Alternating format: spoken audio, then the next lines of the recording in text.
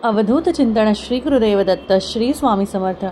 नमस्कार, मी रोहिणी परत एकदा तुमच्यासाठी खूप महत्त्वाचे व्हिडिओ घेऊन आलेली आहे। आणि आजच्या व्हिडिओमध्ये बघा आजच्या व्हिडिओमध्ये आपण बघणार आहोत की बघा स्वामींच्या तारक मंत्राचे पाणी आणि तीर्थ कसे बनवावे आणि केव्हा बनवावे, आणि त्याचबरोबर हे अभिमंत्रित पाणी बनवताना ह्याची आपल्याला का गरज पडते आणि बनवताना आपल्याला काय चुका नाही करायच्या आहे, त्या सगळ्या गोष्टी आपण आजच्या व्हिडिओमध्ये थोडक्यात बघणार आहोत। तर नक्की स्वामींच्या तारक मंत्राचे पाणी आपल्याला का बनवायचे, कशासाठी बनवायचे, केव्हा बनवायचे, हे गोष्ट खूप साधी सोपी आहे। कारण शक्यतो बघा तारक मंत्राचे पाणी हे खूप प्रभावी असे मानले जाते, कारण तारक मंत्र हा स्वतःच एक खूप मोठा प्रभावी मंत्र आहे, ज्यामध्ये स्वामींची कृपा आपल्यावर अगदी लवकरात लवकर होईल असं म्हटलं जातं। यातल्याच एका गोष्टीचा अनुभव मी तुम्हाला सांगेल, एक माझा स्वतःचा अनुभव आहे तो मी तुम्हाला सांगेल। तर बघा शक्यतो आपल्याला तारक मंत्राचे पाणी कधी बनवायचे, तर बघा त्याचा असा काही वेळ काळ किंवा त्याची अशी काही विशेष ही गोष्ट नाही आहे की कधी बनवावं। तुम्ही सकाळी, संध्याकाळी, दुपारी जेव्हा वाटेल तुम्ही तेव्हा बनवू शकता। कोणताही सण नाही, वार नाही, कोणताही दिवस असो तुम्ही बनवू शकता। शक्यतो याचा प्रभाव आपल्याला जास्तीत जास्त केव्हा पडतो, जर का आपल्या घरात आपल्याला असं वाटत असेल की खूप नकारात्मकता शिरलेली आहे, असं वाटत असेल की आपल्याकडे काही गोष्टी खूप विचित्र घडत आहेत, आपल्या घरात आपल्या मनासारख्या गोष्टी घडत नाही आहे, आळस भरलेला आहे, गोष्टी चुकीच्या मार्गाला जातात आहे, सगळ्यांचे जे बिहेवियर आहे बघा, त्यांचं वागणं आहे ते विचित्र झालेलं आहे। बऱ्याच जणांना, घरातल्या लोकांना काही आजार होतो, तो लवकर बरासुद्धा होत नाही, किंवा एखादा आजार बरा जरी झाला तो सारखा एक नाही झालं की दुसरं नाही झालं की तिसरं, असं जेव्हा होत राहतं तेव्हा आपल्याला टेन्शन येतं की नक्की काय करावं, आणि असं कोणत्या पद्धतीने आपण भरपूर औषधं घेऊन सुद्धा आपल्याला फरक पडत नाही, तर आपण नक्की काय करायला हवं। तर अशा वेळेस खूप साध्या सोप्या पद्धतीने तुम्ही जर का स्वामी समर्थ महाराजांचा तारक मंत्र जो आहे, निशंक होई रे म्हणा, निर्भय होई रे म्हणा, या मंत्राचा 11 वेळा पठण केल्याने तुम्हाला त्या पाणीचा किंवा त्या तीर्थाचा जो अभिमंत्रित आहे ते बनवता येईल। तर ते कसं करायचं, तुम्हाला देवासमोर, स्वामींसमोर बसायचं आहे। एका ग्लासमध्ये तुम्हाला पाणी घ्यायचं आहे, त्या पाण्यावर तुम्हाला हात ठेवायचा आहे, आणि हात ठेवून तुम्हाला 11 वेळा तारक मंत्र म्हणायचा आहे।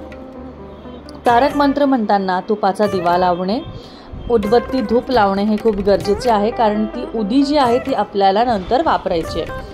तर ज्या कुठल्या धूप किंवा उदबत्ती तुम्ही वापरणार आहात तारक मंत्र म्हणताना, अभिमंत्रित करताना, ती उदी तुम्हाला एका डबीत सांभाळून ठेवायची आहे। कारण जेव्हा कधी तुम्हाला असं वाटतं की तुमच्या घरात नकारात्मकता शिरली आहे, तुम्हाला बरं वाटत नाही आहे, तुम्हाला आळस भरलं आहे, सगळ्या गोष्टी, कोणती गोष्ट असू दे, कमी जास्त काहीही असू दे, तुम्हाला त्यावेळेस ती उदी तुमच्या कंठाला आणि तुमच्या मस्तकाला लावायची आहे। हे तुम्ही तुमच्या किंवा समोरच्या व्यक्तीचं काही असेल, आजारीपणातनं निघत बाहेर नसेल तर कोणतीही गोष्ट असू शकते, तुमचा मुलगा परीक्षेला जात असेल, काही असेल, कोणतीही गोष्ट, कुठल्या शुभ कार्याला जात असाल, तेव्हा तुम्हाला ही उदी लावून बाहेर पडायचं। तर तुम्हाला देवासमोर, स्वामींसमोर बसायचं, हात ठेवून जमत नसेल तर हात जोडून पाणी समोरच तिथं ठेवा आणि त्याला झाकून ठेवा, कशाने तरी त्याला झाकून ठेवा। आणि ते झाल्यावर, ते 11 वेळा त्याचं पठण झाल्यावर, संकल्पयुक्त तेवढ्या दिवसापूर्वच सकाळी किंवा संध्याकाळी की मी असं म्हणणार आहे, पूर्ण करणार आहे, माझ्याकडनं पूर्ण करून घ्या। आणि ते झाल्यावर आरती वगैरे करून तुम्हाला ते पाणी, स्वतःसाठी करत असेल तर स्वतः ते पाणी तीर्थ पूर्ण घ्यायचं आहे, कोणासाठी स्पेसिफिक व्यक्तीसाठी करत असेल तर ते पाणी फक्त आणि फक्त त्या व्यक्तीसाठीच करायचं। आणि जर का तुम्ही साधारणपणे रोजच्यासाठी करत असाल, सगळ्यांसाठी, घरच्यांसाठी, तर घरच्यांना थोडं पाणी सगळ्यांना ते द्या। याच्याने सगळ्यांमध्ये पॉझिटिव्हिटी येईल आणि त्याचबरोबर कोणाचेही मार्गात अडचणी येणार नाही। तिथे कोणी असू दे, नवरा असू दे, मूल असू दे, घरचे असू दे, कोणीही असू दे। त्यानंतर महत्त्वाची गोष्ट ही आहे बघा, तुम्हाला काय करायचं आहे, तुम्हाला हे सगळं झाल्यावर स्वामींसमोर बसून तुमचं जे काही मागणं आहे ते मागायचं आहे आणि ते झाल्यावर त्यांच्यावर फक्त आणि फक्त विश्वास ठेवायचा आहे की ती गोष्ट व्यवस्थित पूर्ण होणार. तर हे अशा पद्धतीने तुम्हाला करायचं आहे. खूप साधी गोष्ट आहे, सोपी गोष्ट आहे, काही याच्यात अवघड नाही आहे. बरेचसे जण असं करा तसं करा सांगतात, पण मी सांगते साध्या सोप्या पद्धतीने भक्ती केलेली कधीही फळाला येते. त्यानंतर बघा, मी तुम्हाला अनुभव सांगणार होते.